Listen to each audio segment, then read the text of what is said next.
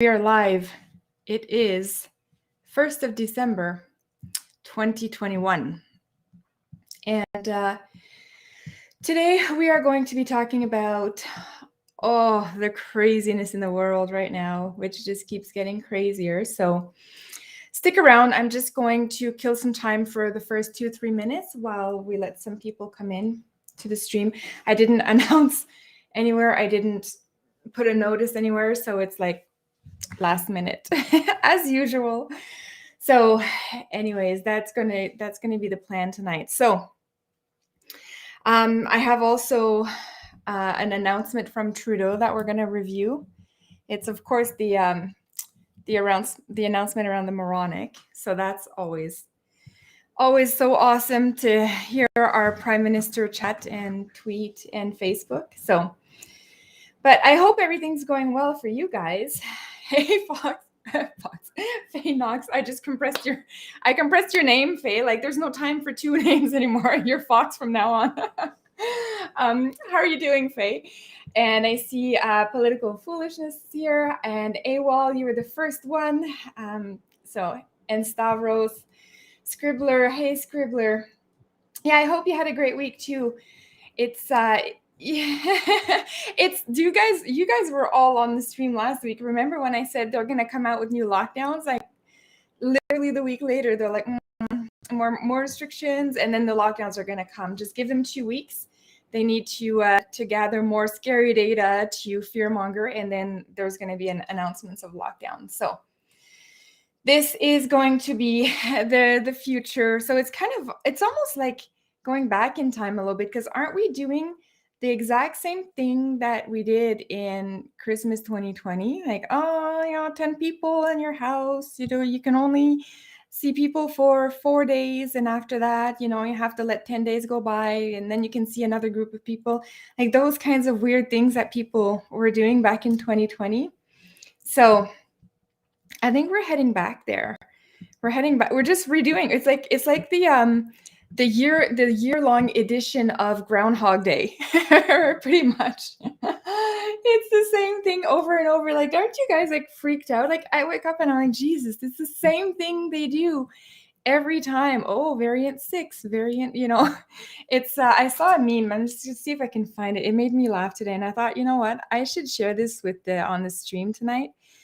Let me see if I can find it really quickly. It was a guy who had done all of these stages of the COVID. If I can't find it on here quickly, I'll make sure to post it next week. It was pretty awesome.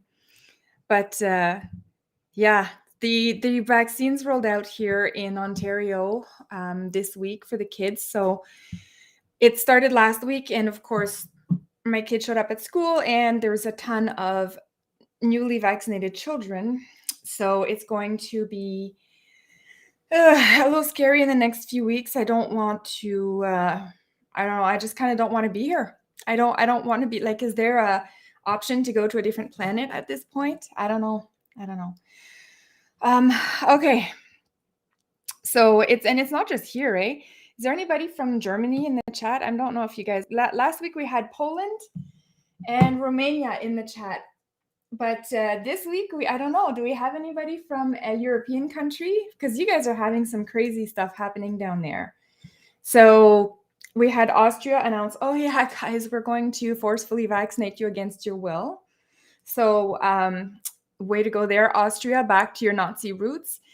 And Germany decided, they're like, oh yeah, we should consider that too. And then Greece, did you guys see that Greece announced it today? The forced vaccination, and I think they have something like a $3,000 euro fine if you don't get the jab. So if you don't get jabbed in Greece, you get to pay a fine. And I said that last year. I said that, guys, they're coming after us and they're going to charge us. There's going to be taxes and there's going to be fines for people who don't go along with this. And once we get to that stage, once you're at the tax fine, like the tax or the fine stage, it's really just one step over to locking you up. It really is. And it potentially could be the same thing, because if you don't pay your fine, then it's prison. So you go to prison for not paying a fine, but you got the fine for an illegitimate reason. So this is how they get you. So yeah, it looks like all of these governments are starting to go for it at this point, and I just don't even know what's gonna happen. I don't know how they can keep cranking up the crazy. I just really don't know. And the worst part, the part that gets me, is how people keep going for it. They're like, oh yeah, I'll wear my mask. I'll wear two masks. Oh yeah, I'll go back into lockdown, and it's just, I don't really know. Okay, I just wanted to check this out here. Hi, Alva Caro. So the city's 2030 project, I will look into that. The surgeon in the EU think that they can produce all of their food in cities. Yeah, I will look into that. I don't know anything about this, but yeah, I will definitely look into that. If it's like Europe has a sad history in the last 100 years. I mean, my gosh, you guys in Europe, you've been having the worst wars and the worst like series of egregious human rights violations. So I don't have a lot of faith in Europe, to be honest, right now. It seems every 80 years they need a good dose of totalitarianism or fascism or whatever, right? It seems that they need that every few every few decades. We need to go back to this, and then a bunch of people need to rise up. So anyways, hopefully we're the rising up people, and hopefully Europe has their own. You always have your own resistance out there. So we're just going to keep going, guys. We just have to fight this crazy. So okay, a bunch more people joined in here. So this is amazing. So who did I miss? Oh, Howard, thank you. Hi, Howard. Captain Nobody, MTM, Stormy Weather, welcome. Terry Clatter. Terry, let me see if I can see this. Calderwood. Yes, Terry. I don't know if this is your first time, Terry. I don't recognize your name, but if it is, welcome. So you're in Oklahoma, eh? That's great. No lockdowns over there. A couple of counties into masking, but then they recalled. You recalled your mayor. Oh, you guys are rock stars. You guys are epic boss level over there. I love this. Yay, Oklahoma. Holy craps. We have to move over there, guys. This is where we're going. We're all going to Oklahoma, guys. They seem to have their shit together down there. So but yeah, in Canada we don't, and I'm going to show you a couple of things tonight, and it's going to be a little depressing. What can I do? But I am just the messenger. I am the one trying to warn people. I'm trying to get us out of this, hopefully peacefully, which I still think we can do. We can get out of this peacefully, guys, but we need to wake up. So the solution still is so simple. We need to not wear the mask. We need to not go in for these more jabs. We just need to wake up and stop going along with all of the crazy that they're saying, because everything they've done has failed. Like, if you think about it, let me just go on this little tiny rant, guys, if I may, before we get into this. But everything they've done has failed, because look, all it takes is for a variant to come, and everything they've done was in vain. And by they, I mean the governments who are in charge of this, the health authorities, the experts. Everything they've done, you wear a mask, you still get the COVID ski. You get the jab, you still get the COVID ski. You stay home, stay safe. We did that, and the COVID ski still spread. It's absolutely insane that every measure they've come out with. So the only true victims of all of this is the Canadian economy. That's one of the victims. Mental health. And it was just announced this week that, did you guys see the Maclean's report? Was it Maclean's? Hang on, I'm going to find this for you guys. But that thousands of surgeries were delayed, and thousands of Canadians died due to delayed surgeries. Let me see if I can find this. Delayed. It just came out today or yesterday. Let me find it. Okay, I found it. Yeah, yesterday. See, on my channel, you guys hold me accountable to the truth. And if I say anything that's false, you guys are going to call me out on it. Unlike the mainstream media. Here, we correct our mistakes. We say the news, right? We're not crazy. But if we say something that's wrong, we retract, we go back on it. Like I go back on it thanks to your help. But anyways, okay, let me just show you this, guys. So thousands of Canadians, this just came out, and this is mainstream media. So I should have zero problem exposing this on YouTube. But thousands of Canadians died because of the COVID ski, delayed surgeries, doctors say. Toronto Star, mainstream media. Canada's doctors say COVID-19 pandemic took a staggering toll on the health of Canadians. So this is you didn't even have to get COVID to die this year, but that doesn't count towards the problems that the health authorities are counting. Like, that's not a problem. That's just like those pesky doctors trying to tell us the truth. Like, we don't want that. But now it's the Canadian Medical Association. So the truth is coming out. It's becoming so widespread. Like, people are realizing that even Toronto Star has to publish this stuff now. Even them. These are the guys who've been lying to us for 2 years. The guys who are in bed with the government, bought by them, and just spewing out propaganda are now forced to say that there's an excess death because of the delayed healthcare. Now, watch out, because what they're going to do, so the propaganda will go as follows. They will say that all of these excess death is because of the delayed healthcare, not because of a new injection on the market, but because of the delayed, all of these delayed surgeries and healthcare interventions. So this is going to be new propaganda. It's becoming pretty clear that you cannot blame it on the unjabbed, like they were trying to do initially. So now that this is coming out, it's going to shift a little bit the angle of propaganda towards, all these deaths you're seeing, guys, well, it's because the people weren't able to come into the hospital because we had shut everything down.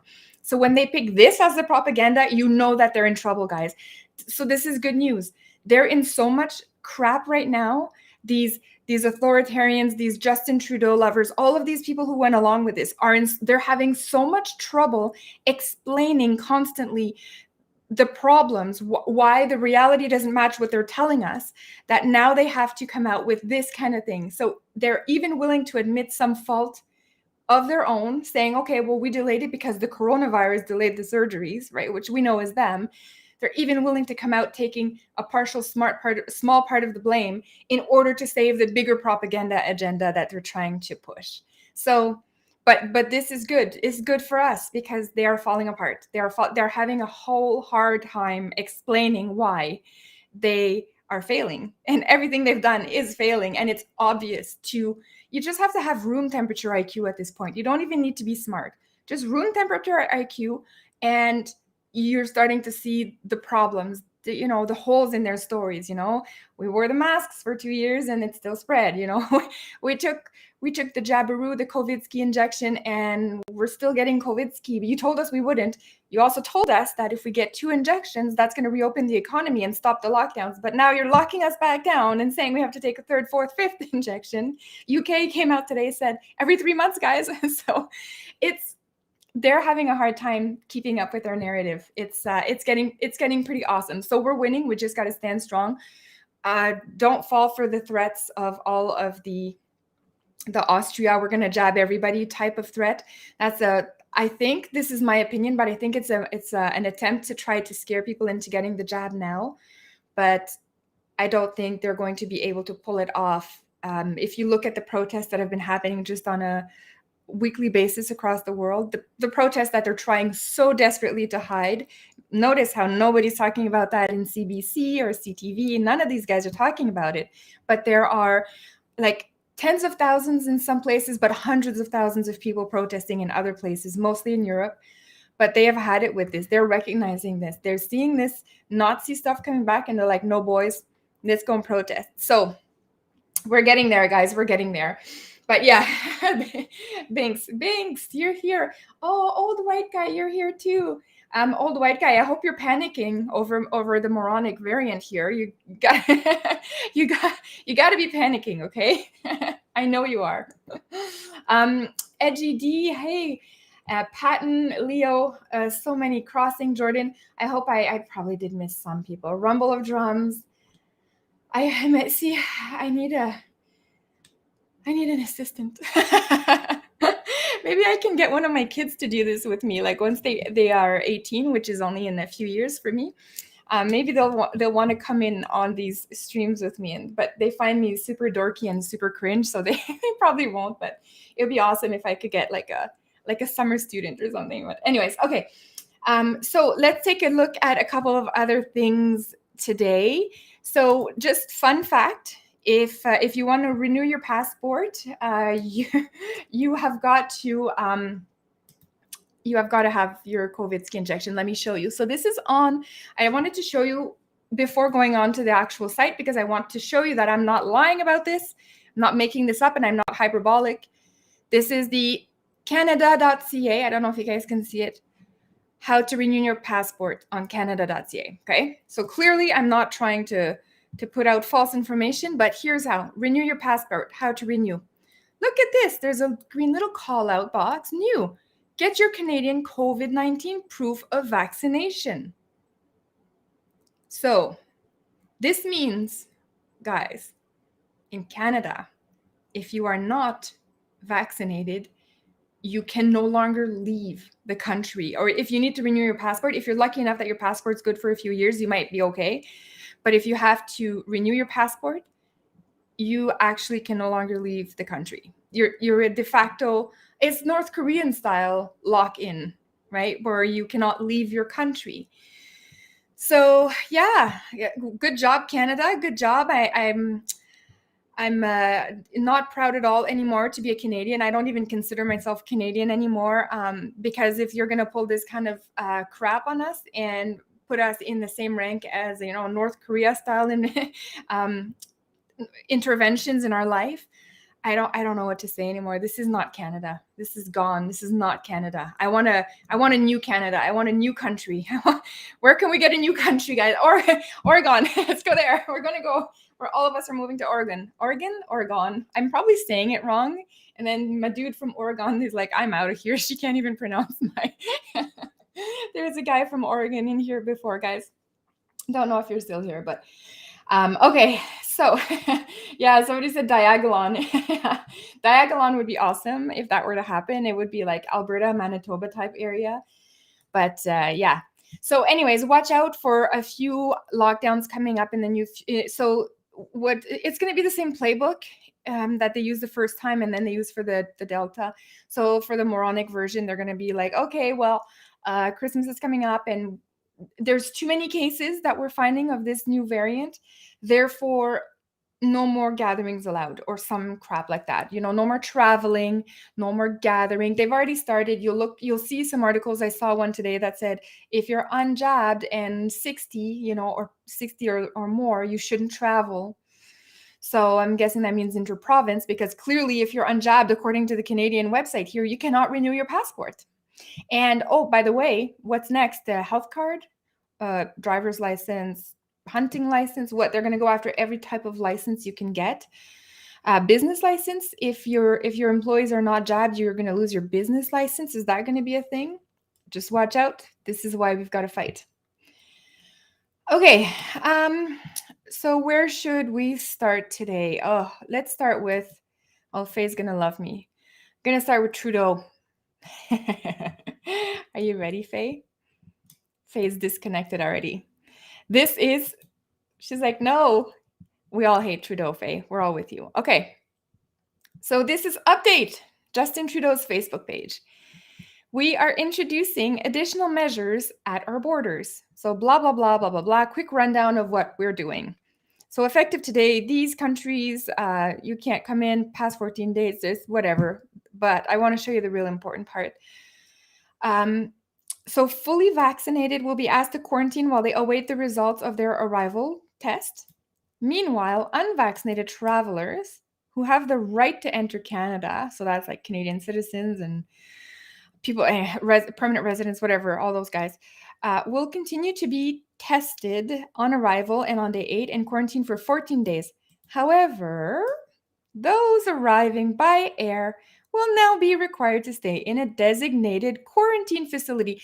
Please note they did not say hotel anymore. They used to call it quarantine hotel the first time around to make us believe that it wasn't like a concentration camp for COVID patients. But in a designated quarantine facility. So, remember last week when we look at the Howard, what was it called? The Howard whatever facility out in Australia where they're dragging people in. Oh, by the way, 3 guys broke out from there yesterday. I was like, yay, go. So when you're breaking out of a place, it means you're held there in detention against your will. So Okay, quarantine facility or other suitable location while they await. And it's not like they're going to say, okay, well, we find your house to be suitable. It's going to be like, that might be a hotel or somewhere, but they're going to put you up somewhere where they can monitor you. So to monitor these steps, to keep you safe. I hate that. Keep you safe. Look, the only safe the government needs to keep me safe against is the invasion of a foreign country. That's what the army's for. But you're not supposed to keep me safe against everything else. Like, please back off. Okay. So quarantine facilities. So this is what I wanted to get at today. They are going to use this moronic and by moronic I mean the variant, not the Trudeau, because I know it's hard because they're both kind of moronic, so it's like when I have to be clear, guys. But now this quarantine facility, this new moronic version is going to be used to the max. They're going to put the pedal to the metal, and they are going to unleash on us all of the stuff that they were not able to unleash in terms of taking away your personal freedoms. So this is where it's coming, guys. So again, even if you're jabbed, double jabbed, whatever, if you don't see at this point the dire critical place Canada is now in, not just Canada, pretty much all of Europe as well, and some, I don't even know South America, how you guys are doing down there, but I know for sure that Canada and US to a certain degree and European countries are, in Australia, of course, Australia, I'll never forget that one. They are really cranking up the loss of personal freedom. It's actually really scary. So time to fight, guys. Time to fight. We have to remember when we're in the streets, if you see a guy not wearing a mask, whatever your stance is on that, remember that guy is not your enemy. This is not your enemy. They're trying to make that guy your enemy, but that guy's not your enemy. People at the grocery store, all of these people, they are not your enemy. We got to go after the bigger fish. We got to just start protesting, but also not going along with this, and try to wake up as many people as we can possibly wake up at this point. And I know I did already a stream where I said how impossible it is to wake up somebody that is too far gone. But the good thing about this is that the inconsistencies and how insane the measures have been versus the threat, how they haven't worked, and how they keep changing their minds. Oh, no, 2 weeks becomes 22 months, two jabs becomes 6 jabs. People are waking up. So the people far gone, forget about them. They're brainwashed. But the others who were just didn't want to rock the boat a little bit, they're starting to wake up, and they're going to come on our side. So this is what I'm saying.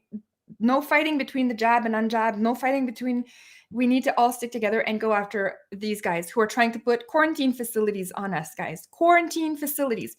Now, let me tell you why this is so dangerous.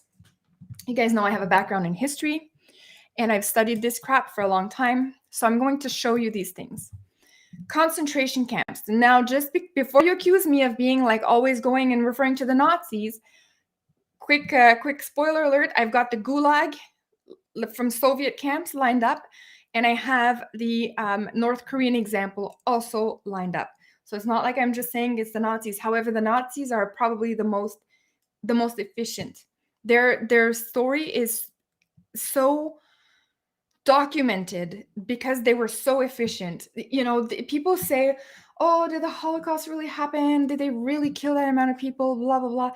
The thing with the Germans is that those mother flippers kept records on everything. So when they would dispatch German troops and commandants and all these different teams across Europe to go and round up the Jews, they would write who was going on the train, how many people, what train, how long the train was traveling, where did it stop in between, what time did it arrive, how many people got off the train, how many people had died in transport. They had everything documented, and they were caught by the Soviets and the Americans trying to burn stuff at the end, trying to burn their archives. But they had so many archives that they needed that nuclear Nagasaki bomb to destroy their shit. They had so much paper trail. They weren't able to get it all done. So this is why. And so you pair all of this historical evidence that they themselves took because they thought they were going to take over the world, and you pair it up with all of the firsthand accounts, testimonies that we have.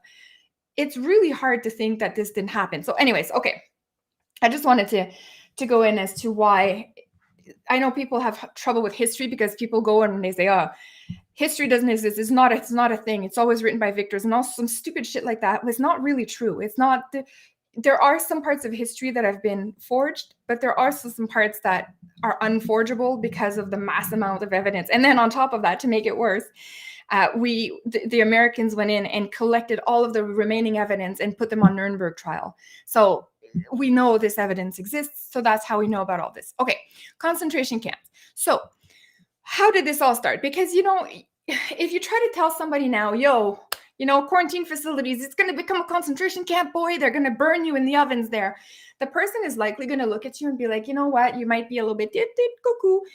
Maybe go and take some pills somewhere because this is insane. However, I wanted to cover with you guys how it started in Germany, because it started very, very small and local.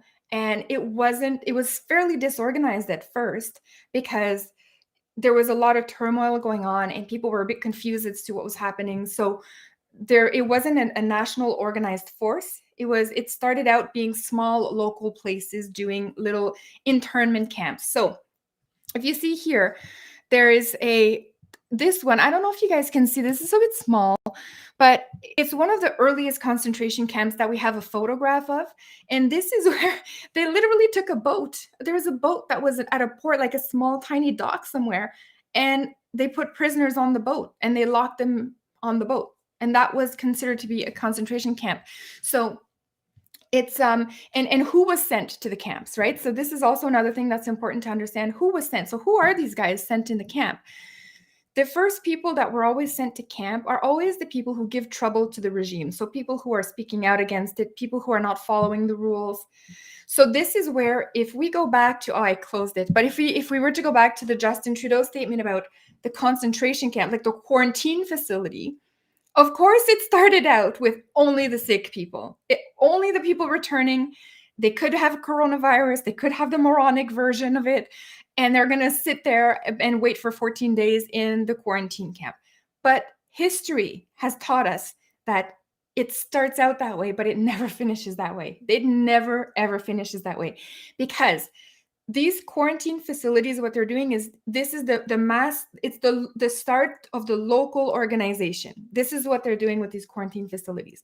They're trying to get a dedicated space and then try to figure out what's the best way to start organizing this so that they can then start to branch out to ultimately end up like the Nazis with a full-on concentration camp network with a hierarchy, a commanding hierarchy that was very well organized and was widespread across Europe. So again, if you think about this, the quarantine facility, think about your town. If you're in Toronto, or if you're in a small town, or like somewhere in like New Brunswick, wherever you are, you could see an old motel. They could take an old motel at first, and that would be the first quarantine facility, right? And it would be known as a quarantine facility, just like the people in Germany knew the very early concentration camps. They were known as, holding the opposition, the problem people of society, right? So this you can read all of this. This is in the Holocaust Encyclopedia, if you wanted to go and read all of this. But they had all of these little camps all over Germany. So they had started to put orders out, say, let's get all these people arrested, instead of transporting them all to Berlin, holding them in a big prison, like just start little prisons everywhere. So that's is essentially what happened. Sometimes the little camps, they had like satellite camps. So they became bigger, and then they would establish satellite camps around it. Also, fun fact, Dachau, which became a killing camp in the end, but it was one of the first concentration camps that happened. So I think Dachau was a killing camp. Let me just click on that to see. I'm pretty sure they did that. Yeah, mass murder at Dachau. Yeah, because not all the camps did mass murder. Of course, if you were in a concentration camp in Germany, you could be killed by a Nazi guard at any point, and nobody would go after that Nazi guard. So it was kind of, it's not great to be in any of those camps. But anyways, Um, oh, Scribbler, you're gonna try to get me. I don't know. I'm already like I'm still so Scribbler's wondering here if any of your posts is gonna get me banned. I don't know. I got kicked off twice during a live stream. I was hoping tonight that because I'm talking about historical events, I wouldn't get kicked off. But I do have a strike still against me. That's probably gonna. I think it's in December that it's gonna expire. So I am kind of under a little bit of a surveillance, if you want. I think we all are. But anyways, oh hey, Alex Jones, Ian Myers, I think, and Right Reverend Rawhide. Terry McLeod, E Sharp. I don't know if I said hi to you as well. But okay. So, and I should have had China lined up as one of the concentration camp places, but I figured I have my three big ones here. We'll just deal with that. Okay. So let's keep going in Germany. So initially, local police officers were also brought in to start looking at that. So once they started getting bigger camps, this is when roughly around the time that they formed the Gestapo. So we went through the Gestapo in previous streams. So this is the secret police that they started bringing in. And the secret police had special powers that they could just arrest you without due diligence, no more judiciary needed. It's just the state police has actually arrested you. Okay. So let me see what else we can cover here. The purpose of the camp system. So they initially, like I was saying, it was political opponents, Soviet soldiers that they were captured in Germany.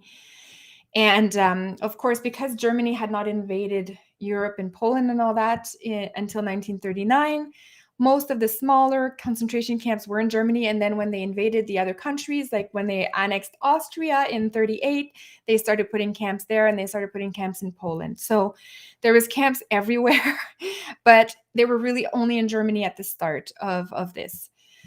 So they wanted to eliminate prisoners as well. They wanted to bring prisoners there as well, and it's for forced labor. So this is one of the things that I am warning you about in Canada. Our economy is tanking. We all know that. It's no secret. And once the economy tanks, I do believe, and this is me trying to warn you guys, I do believe they will round up some unvaxxed or politically, shady people and put them in forced labor camps in Canada. Because at that point, there will be no money to pay people. So it would become, well, you're going to be in camp, but you're going to work, right? And one of the ironic things is that the prisoners of the initial concentration camps in Germany were deployed to build more concentration camps. So I am warning you guys now that if we allow the government to put us in quarantine facilities like this, to put healthy people in quarantine facilities, the line to cross over to start putting political opponents, undesirables from society who could be the unvaccinated, that line is like right here. You're stepping on that line. As soon as you open up one quarantine facility in Canada, you're stepping on that line, and we're there. We're at that line. So we cannot let our government put us in quarantine facilities. We just simply cannot let that happen. It's unacceptable that a democratic society like Canada is quarantining some healthy people in forced areas where you can't go, you can't leave. So completely unacceptable that this is a measure for a threat, for the moronic threat, that we don't even know anything about it yet. South Africa has told us, yo, chill guys, it's not that bad.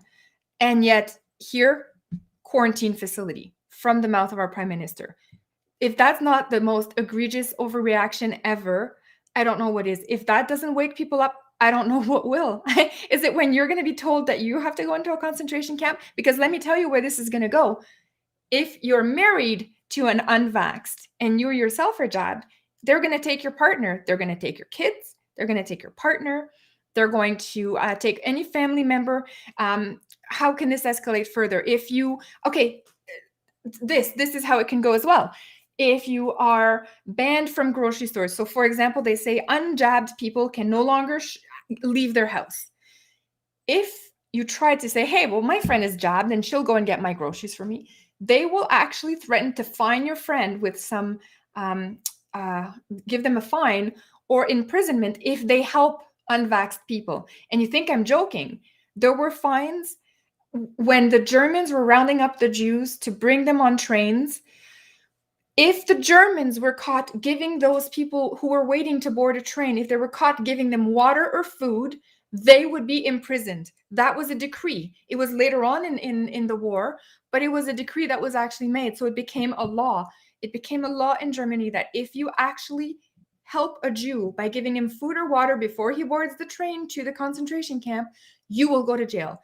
So this is where we're headed. We need to fight now. I mean, we needed to fight 2 years ago, but we need to get this up and going now. We cannot allow our government to do this because it will escalate. They love the power they've just found. It's to their benefit to keep this pandemic going forever. The only people that can stop this is us. We are the people that will take back our country and that will fight this. Okay, let's keep going because I'm going to keep scaring you guys into the concentration camp world, the reality. Okay, so the camp administration here, they started developing some processes, procedures. What's the best way to do this? How do we organize? How do we create a blueprint so that we can expand this? So the blueprint was, okay, what kind of personnel is going to be needed at the camp? What kind of hierarchy do we want to have? How do we get things here like food and all of that stuff, like supplies and all of that?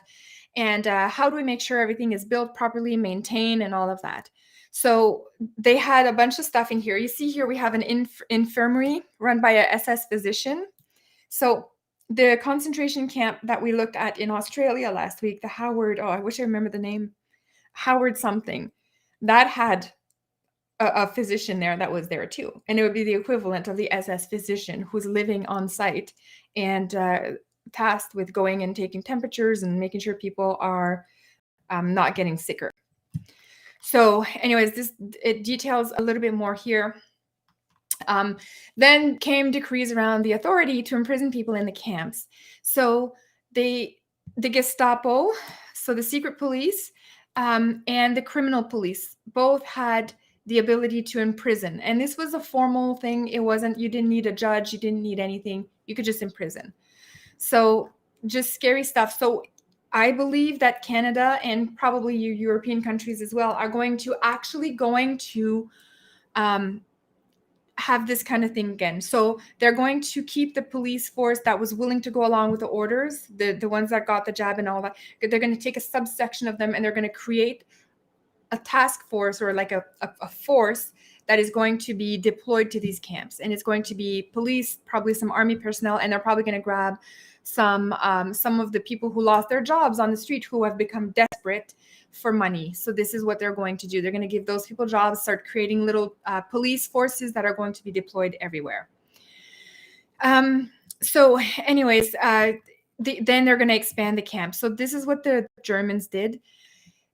Once they went into Austria, Czechoslovakia, they actually started having some new concentration camps out there. And like I mentioned before, as soon as they entered Poland, that was it. There's so many camps in Poland. Auschwitz is there. And they really cranked up who they were sending there at that point. So by that point, they had already gotten rid of all their political opponents. So like I'm talking at the start of the war, all of their men were conscript, whatever, taken and put in the army. To the point by 1944, they actually had started to grab the 17-year-old kids of Germany to go into the war. But they actually started to grow their network of camps. And that little blueprint they formed at the small camps at the start was really coming at a larger scale. And the Germans, very good at administration, they actually had very solid central administration of these camps. So as they took over more and more countries and started building the camps there, they solidified their central command on those camps. And it was to the point where Hitler knew what was happening at each of the camps. Like that's how good the administration was on there. Okay, so the forced labor, one of the items, this is what Canada is going to do, 100% guaranteed. They will use you. They will say, the economy has been broken. It's so bad in Canada now. We need you. You need to do this for the greater good. So you are going to be used for forced labor if you're in one of these, what are now a quarantine facility, but a future forced labor camp in Canada. So they will send you there. You will be forced to work, and it'll be in an effort to repair the economy that they've so magnificently destroyed with their COVID scare tactics. So the forced labor was also in Soviets. We're going to look at that soon, but the economics is always going to be a huge factor in this, so that we can rebuild back better. This is a concentration camp. People are going to build back better, guys. Who do you think is going to do it? It's not going to be Trudeau. Hopefully he's on trial for war crimes at that point, or crimes against humanity, I should say, would be better. Okay, so after the outbreak, the concentration camps became more of a killing factory. We all know the story on that one. So, of course, they would capture enemy soldiers, send them to the concentration camp, and, of course, round up all of the Jewish people, the gypsies. They had already killed all their disabled by then, so it really was just the remaining people who were gypsies, Jews, and political opponents who would have spoken up by that time. So, see, wouldn't it have been nice, if our German friends here had talked and spoken out about this here when the first concentration camp started? So this is, again, a warning to Canada and to Australia and to Europe. We're here, guys. We're here. We can stop this now. Quarantine facilities should not be a thing in Canada, Australia, and Europe. This should not happen. Europe, you've done this before. This should not happen. If the Germans had stepped up at this point and said, hell no, Hitler, what the fuck? Sorry, I swear, I hope there are no kids watching. They would never have been able to expand their network of camps to go everywhere else, right? So, okay, so forced labors, then mass killings, and at the end of it, the burning of their documents, so that in an attempt to hide this. So, guys, we got it. I don't know what else I can say. Okay, Gulag, the Gulag. Let's talk about the Soviets now. So the Soviets did the same thing. They were a little bit less organized because they had more of a vast country to supervise. It was a little bit tougher. A lot of corruptions at all levels. So it was a little bit more messy on the Soviet style, but no, it was, don't think that because I say it's messy, it was ineffective. They killed, what, 18 million says here, that went through, and a whole bunch of them died, right? So 18 million people went there. So Gulag, they also did the forced labor, and they also, and let me just go back, guys. Let me just circle back. In these concentration camps, one of the third things, so the forced labor, the killing, but the third thing was also experiments. So they used inmates from concentration camps to do experiments, medical experiments, psychological experiments, all of that. We covered that when we did the Nuremberg trials, but that was kind of the third benefit, if you want, to the German Nazis of the concentration camps. So same thing here, the Gulag, they did the same. They did experimentations, like terrible things. Chinese did the same thing. Freaking Japanese did the same thing when they had their concentration camps and they freaking invaded China. Like awful, awful things that will make your stomach churn. If you even read about them for 5 minutes, you just want to puke your guts out. So this is what they did. Their network of little camps that across USSR became known as the Gulag, but it was all of these little camps spread out, right? It was that's why the guy named it the Gulag Archipelago, right? It's like all across. So okay, so many were guilty of no crime in the Gulag, and they suffered there. So a forced laborer died in camp. And actually, I have a really good book that I read about this. I talked about this book before, guys. If you want to read about the Gulag, if you have time during the sixth wave of the pandemic, you can read Gulag by Applebaum. Very, very good book. She actually went to the USS to Russia now, but she went through the USSR archives, and she has uncovered a lot of stuff, and she's still finding stuff. People are still uncovering things that we didn't know about the USSR today. Like, that's how hidden they were. So we're finding more and more things. Okay, so many of the people in the Gulag guilty of absolutely no crime at all, and this is what's going to happen to us. They're going to put Canadians. So look, think about it today. You come back to Canada, you are simply unvaxxed. You've created no crime at all. You've committed no crime, and yet you're now put under a quarantine facility.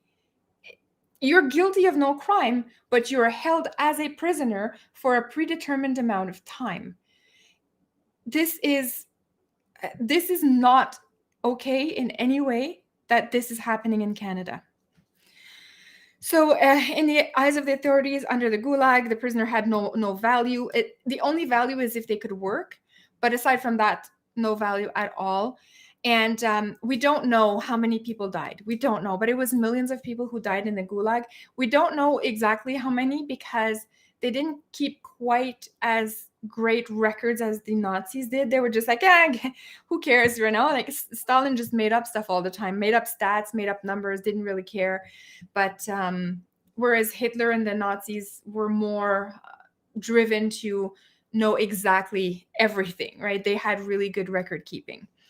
So people died of hunger and cold, and cold is a big one because I find that in terms of the climate, Canada and USSR, parts of USSR is very similar. So I wouldn't say Siberia, but I would say other parts of the USSR that were cold, just like Canada, where it becomes -20 in the winter.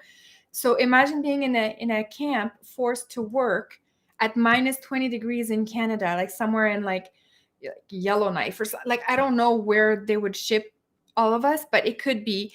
And imagine if that were to happen, how awful that would be. So again, we have a chance to speak out now before we are sent to these camps and used as forced labor. Okay, so there's more resources on here, but I just wanted to touch on the Gulag.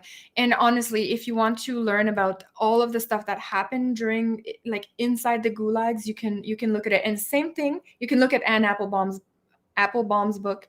I don't finish my thoughts and I get onto a new sentence. I'm awful. I don't know why you guys listen to me. Anyways, okay, so another thing I wanted to mention about the camps, the Gulag, is the Gulag started out similar to the Nazi concentration camps. So small, fairly disorganized, kind of like quickly, hastily put together places where you could hold a small amount of political opponents. So they did the same thing here, and a lot of them were convents. So they would take over a convent and they would hold the prisoners there. And the prisoners are actually writing at the start of their stay, they're going, oh, it's not so bad in a concentration camp, in a Gulag in USSR, in Siberia, and in my convent. Like, it's not so bad, but it got worse. So again, every time it starts and it's okay and tolerable, it devolves into hell on earth. Every single time this has been tried. I think the Chinese are the only exception where they were like not even trying to pretend it was a nice place. They were just like, no, concentration camp, dead.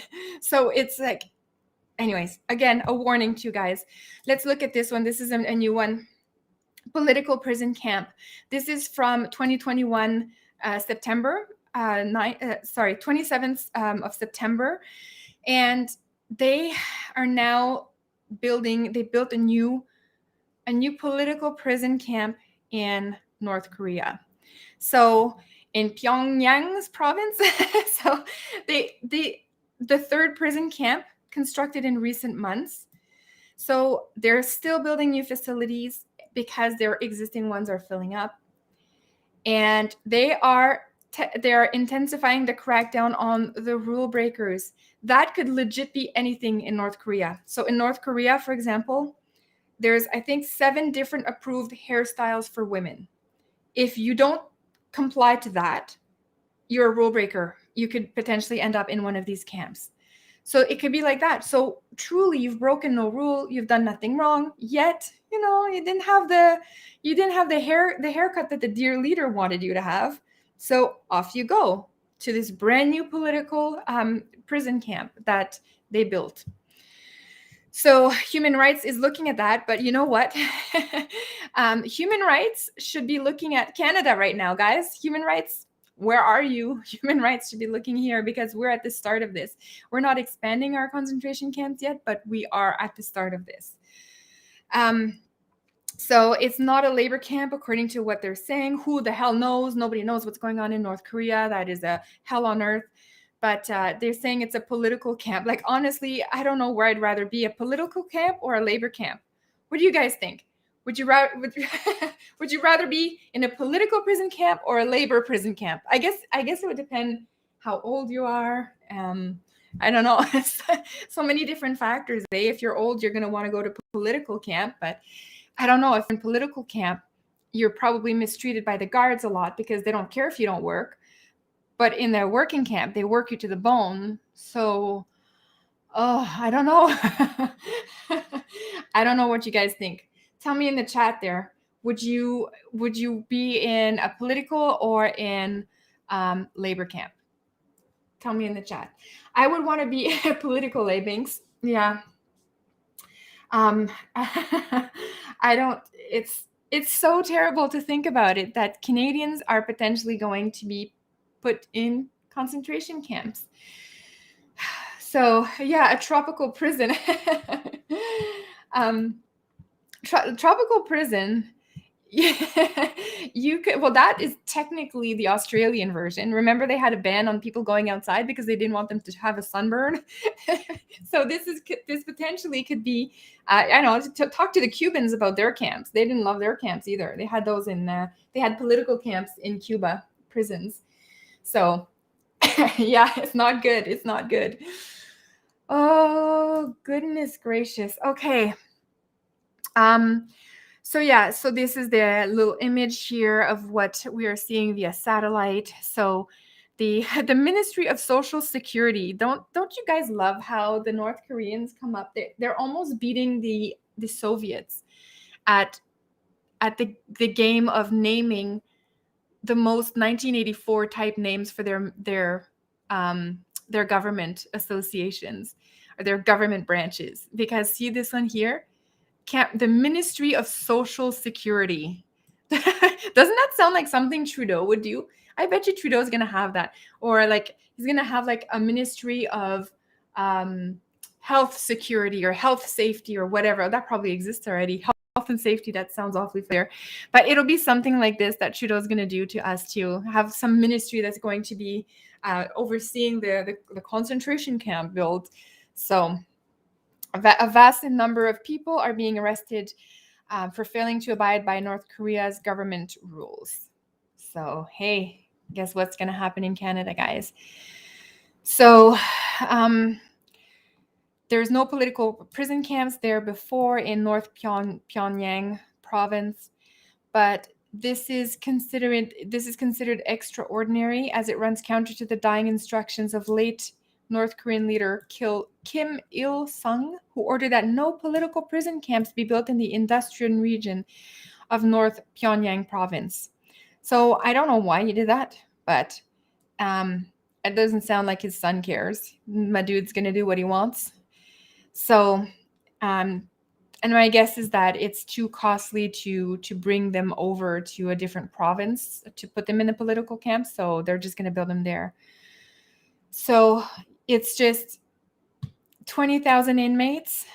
20,000 inmates, guys. I don't know how many people are in North Korea. I don't even know. I don't know if they know. Do they know? But yeah, imagine that. Imagine that in Ontario or Manitoba or BC. They're going to make you guys cut some trees down in your prison camps, in your work camp. So, oh goodness. So anyways, there we go, guys. We have examples of all three. So we just went through North Korea, the Soviets, the concentration camps. Every one of those starts out small. The concentration camps in North Korea started right after when they decided to do the split between North and South Korea, which ironically was done by Americans. It was an American plan to split the North and South Korea. Awful. And then North Korea came under dictatorship very quickly. And it was the USSR was helping them and all that. So anyways, their first concentration camp started when they started noticing that a whole bunch of people were fleeing North Korea and jumping over the border trying to get into South Korea. And that's when they're like, oh, holy hell, boys, let's build up those camps, keep those people from leaving. And then they build border and everything. But yes, they also started relatively small and grew. So I don't know. I don't know how much more clear. I don't know. If you guys have any suggestions, what I can say in these videos to try to make this clearer to the people who are not like us, the ones who are not completely red-pilled yet, the ones who still go about their day and think nothing is wrong and they think that the government's going to lift these restrictions in 2 months. How do we get to those guys? Because we're at the point where we have a moronic variant that is said to be non-threatening and lesser of a problem than the other variants. And yet the response of our government is bring back the quarantine camp. Bring back the facility. It used to be a hotel, but now our response from our government is bring the quarantine camp back. Oh, the hotel. I don't know. I was pretty upset last year when it was in a hotel. I thought that was outrageous for Canada to do it. But now they're saying facility. And that to me is no small change in words. It's a big deal because now that indicates that you could be actually building facilities right now. I don't know if you guys have heard about facilities being built around where you guys are. Let me know if you do. And we can start looking into that. And I will keep on this. I will keep on this issue because it's absolutely unacceptable that this kind of garbaggio is happening up here in Canada. So anyways, that is it for me, guys. Thank you so much for joining. And I will see you in the next stream next week. Have a good week, everyone. Mwah. Stay safe out there.